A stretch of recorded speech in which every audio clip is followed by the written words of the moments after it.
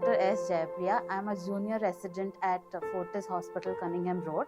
Today I have with me Dr. Mangesh, who is Additional Director and Senior Consultant in the Department of Medical Oncology and Hematology, Fortis Hospital, Cunningham Road. Along with him, we have Dr. Shruthi, who is a Senior Consultant in the same Department of Oncology in Fortis Hospital, Cunningham Road, Bangalore. Today we're going to talk about lung cancer. So Dr. Mangesh, what are the commonest causes of lung cancer? So, lung cancer is caused by inhalation of any smoke that is harmful. So, people think that smoke is mostly only from cigarette, and for some strange reason, people think that lung cancer is only a smoker's disease. It's not true. So, yes, smokers get lung cancer, but not all smokers get lung cancer. If they don't get lung cancer, they may get heart disease, or they may get some other disease or some other cancer also, like pancreatic cancer or bladder cancer and so on and so forth. So, for those who are non-smokers, for those who are working in factories which is emitting harmful smoke, that can also cause lung cancer. So, there is a lot of data to show that in certain industries, lung cancer can be caused in those who are working in those industries. Then even air pollution, especially those living in cities where there is a lot of air pollution, they can also have a higher risk of getting lung cancer. Harmful radiation, that is a kind of radiation called as radon, which is basically present ubiquitously in all those houses which were built earlier, in the mud built houses. There you can also find that living in those houses. So a lot of people who are living in villages, those ladies who are working in their house in the village, they are not actually smoking or having exposure to these industrial pollutants, they can also get lung cancer.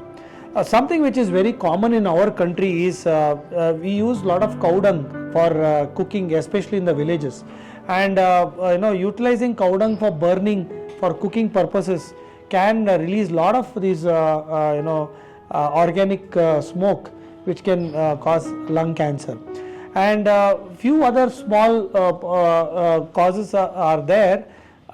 Genetic causes usually very less, but in general, something that you are smoking which is harmful to your body can cause lung cancer. So Dr. Shruthi, are all lung cancers the same? Definitely not. Lung cancer has a lot of subtypes. Most commonly we classify it as non-small cell lung cancer and small cell lung cancer. The main the reason why we classify this is each of them behave differently. Not all lung cancers behave the same way. So as we now say small cell lung cancer, they are the more aggressive type of cancers, and they are the little more difficult to treat also because of the aggression itself. They are usually present to us in the stage 4 most of the cases.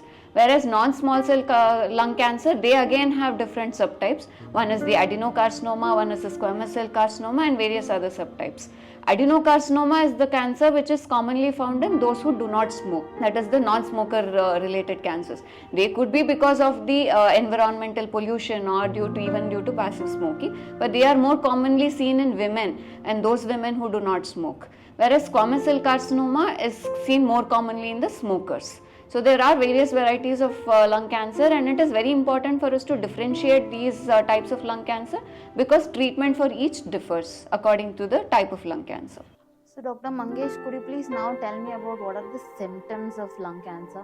So most common symptoms that you see in lung cancer patients would be those who are coughing a lot, and multiple times they bring out blood while coughing. So we call that as hemoptysis. And they will be having vague chest discomfort all the time. Mind you, this has to be very carefully monitored because a lot of chronic smokers have what you call as COPD, chronic obstructive pulmonary diseases. Those patients can have the same symptoms. So it's the additional symptoms in those symptoms which can probably tell you that patient needs to be evaluated whether the patient is having cancer or not. One of them is definitely coughing out blood, but again there is that gray area there. A lot of tuberculosis is there in our country. So you can get coughing out of blood in tuberculosis patients as well.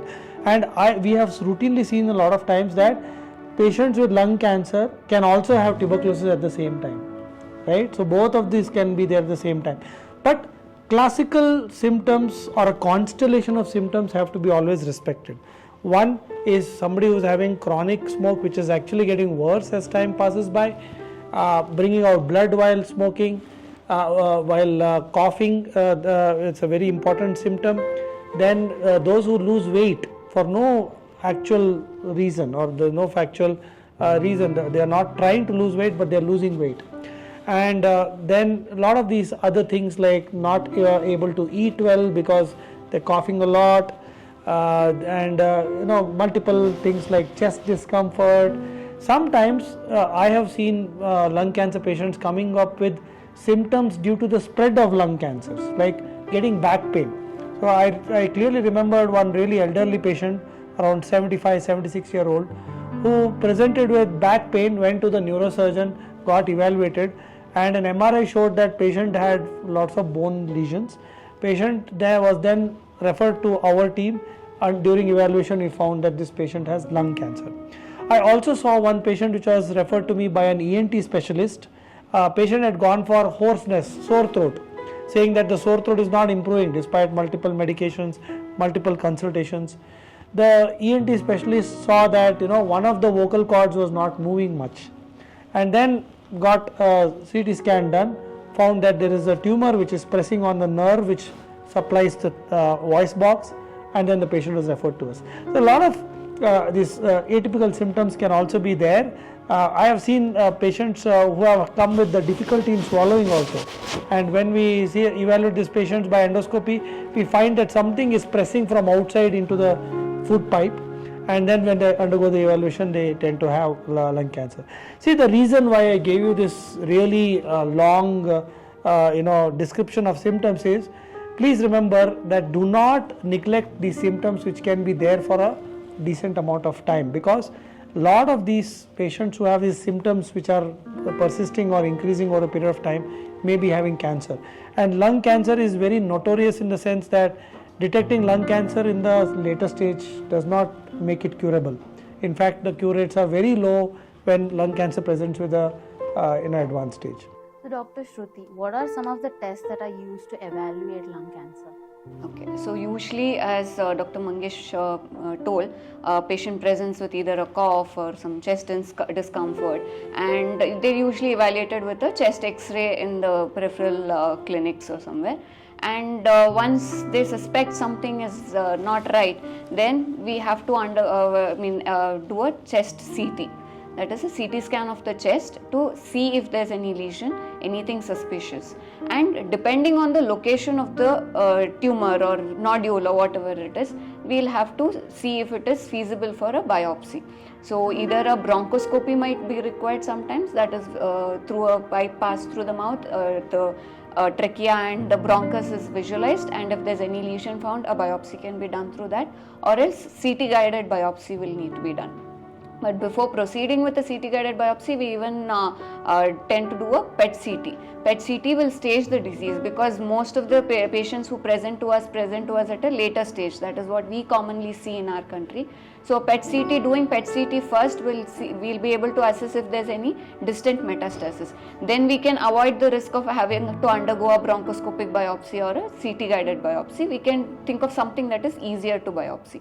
So these are the tests which will most commonly be required. Then, as I told you, PET CT will help us in staging the disease. Suppose there is no spread in the PET CT, the disease seems to be confined to the lung. Then we will have to undergo the next staging procedure, that is to see if there's any spread into the lymph nodes around the lung. That is called the mediastinal lymph nodes. So that will also help us in knowing what treatment to start the patient with. So suppose the lymph nodes are not involved, then patient might be possibility of a surgery. If the lymph nodes are involved, then we might have to include chemotherapy. So for that staging, we might sometimes have to do a mediastinoscopy. PET CT definitely gives us a lot of information now. Very rare cases nowadays, it's not commonly practiced, but in rare cases we are not able to assess even in the PET CT, or there is a doubt, then we will have to probably do a mediastinoscopy or a video assisted thoracoscopic surgery just to visualize what is the status of the lymph nodes and then finally plan for the treatment. Dr. Mangesh, what are some of the points that are considered before starting treatment for lung cancer?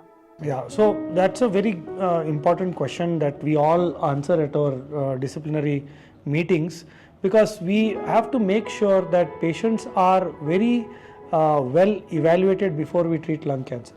See, unfortunately in our country, we see almost 2/3 of every lung cancer patients in an advanced stage, which is very different from in the West, where you will find that around 1/3 of the patients will be in the advanced stage.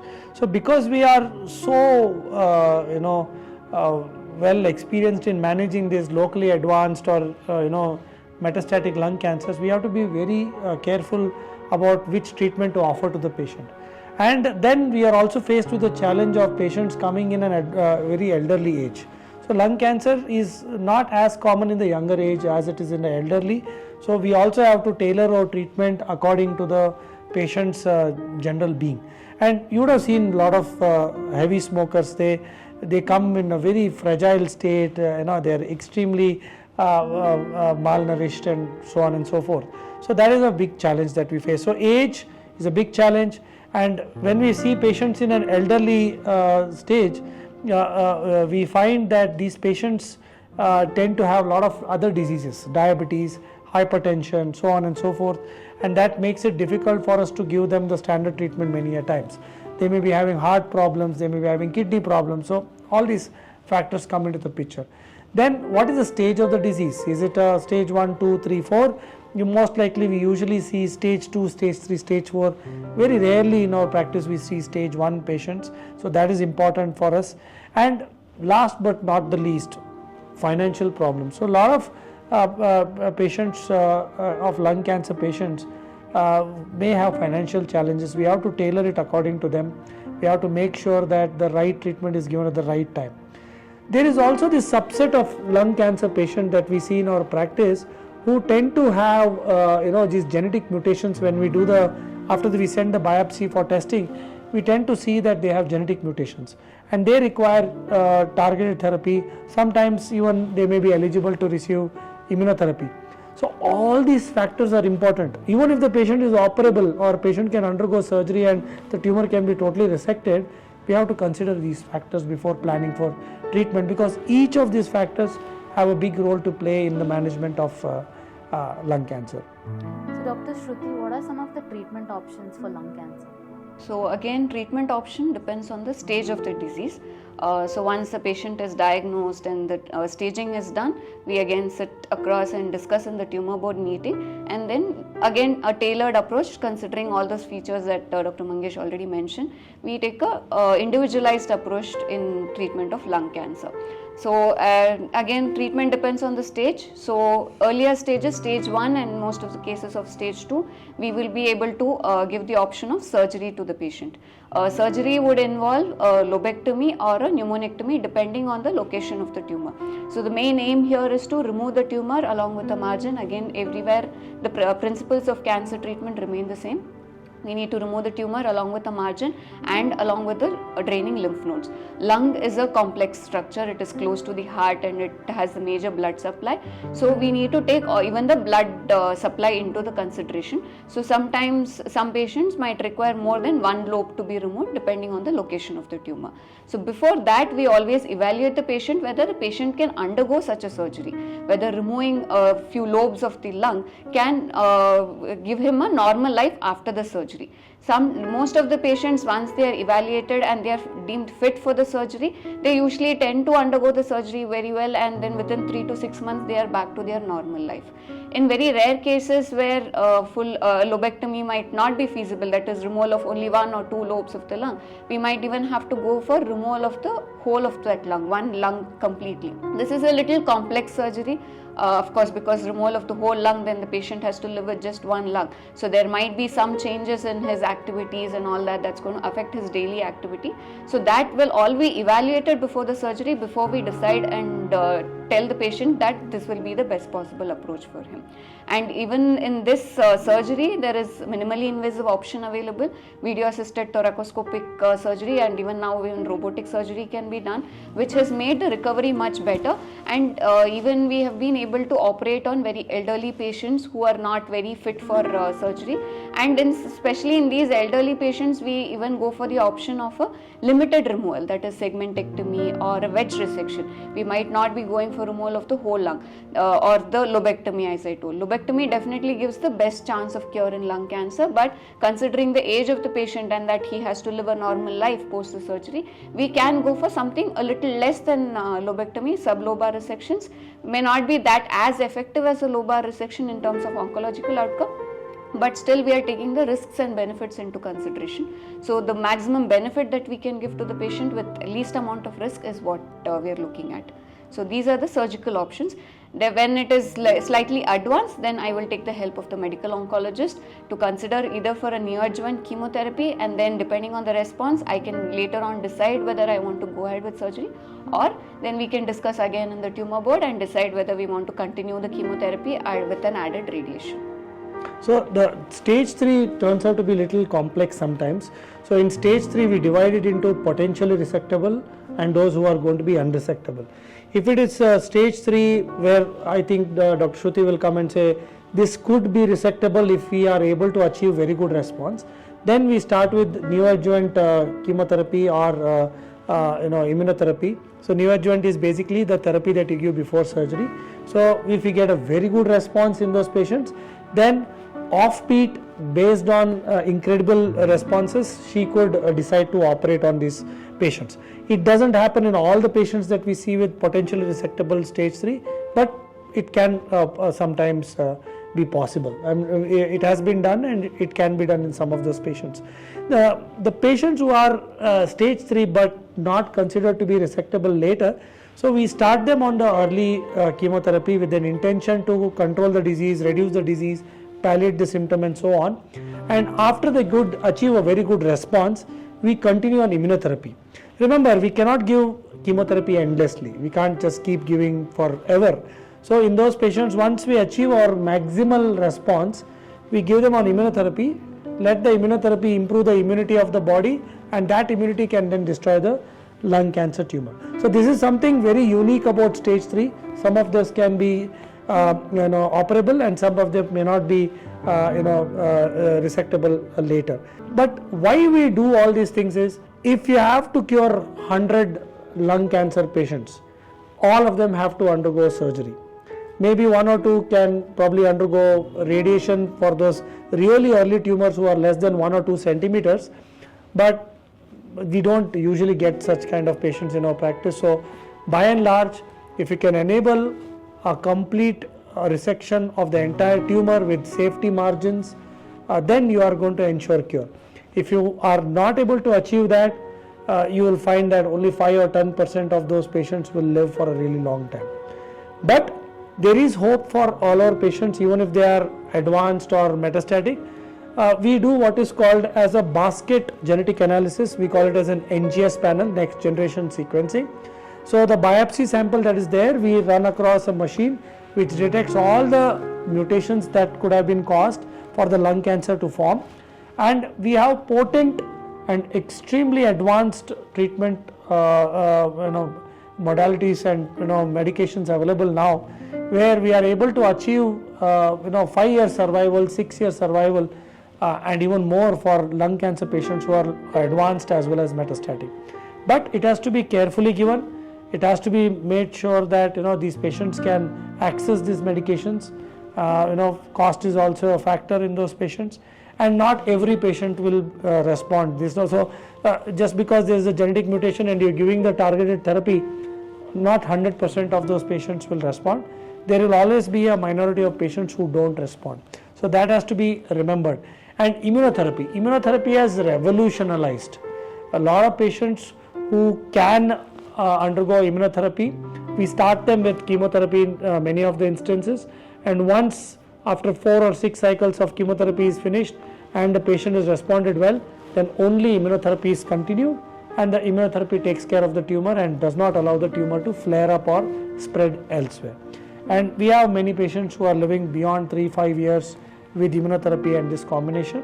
So in a way, in the last 5 years, lung cancer treatment has changed in a sense. We have robotic, we have the minimally invasive surgeries that Dr. Shruthi just spoke about.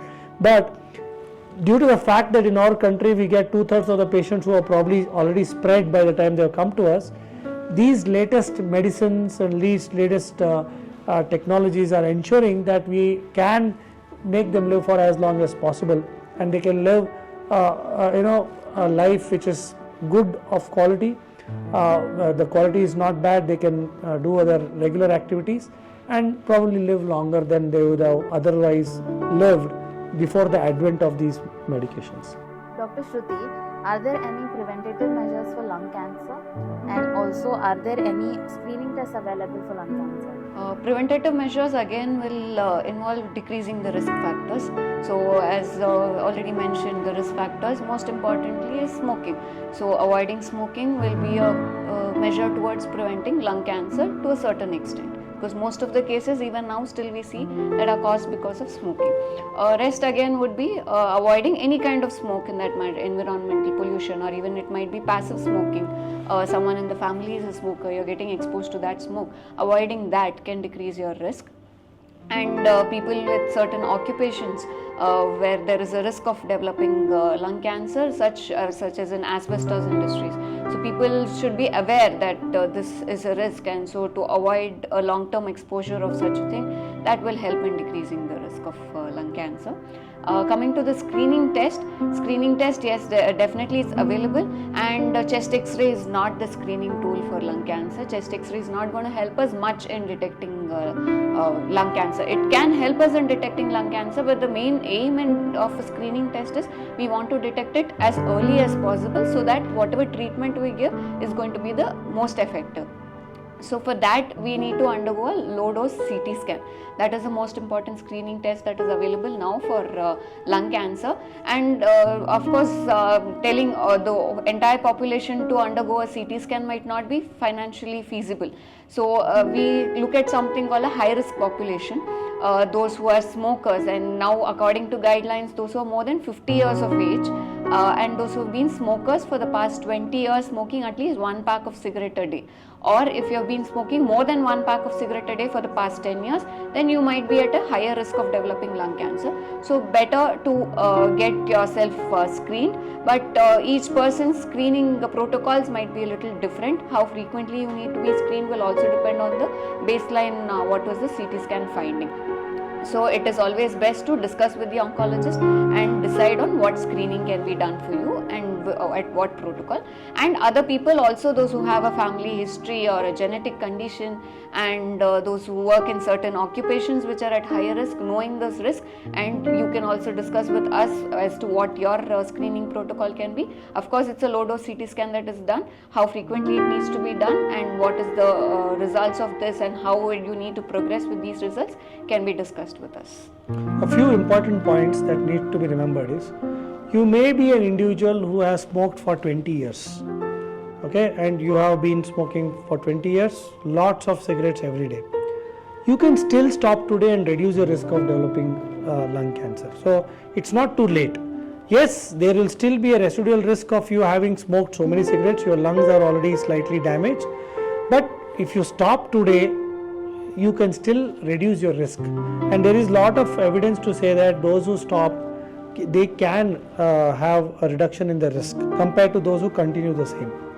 Number one. Number two, Dr. Shruthi told about people working in asbestos industry. So we know that in a lot of industries, they are not using the right protective equipments, the safety equipments that should ideally be used, like using masks to ward off the harmful gases or harmful metals or elements that are getting inside their lungs.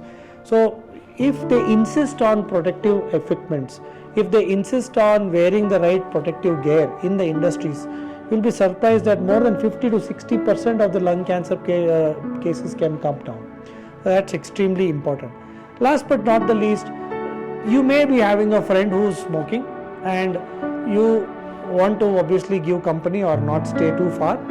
You can actually wear an N95 mask and you can avoid the smoke from getting inside you. So your friend is anyway going to be having some issues or not, depending on the level of smoking, but you can completely avoid. So between an active smoker and a passive smoker gets more of the harmful chemicals and more of the risk of lung damage than the active smoker.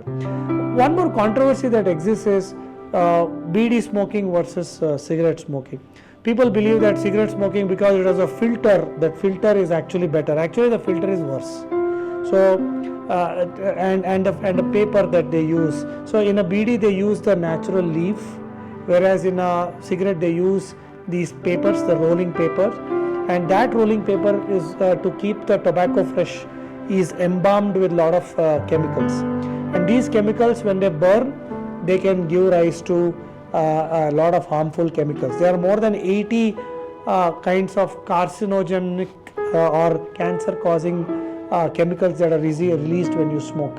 So you should not have that thing that, okay, oh, this fellow is smoking BD, he'll have worse problems than me. Not necessarily. Any kind of smoke, smoking can predispose you to develop lung damage and thereby lung cancers. So that's extremely important for you to know.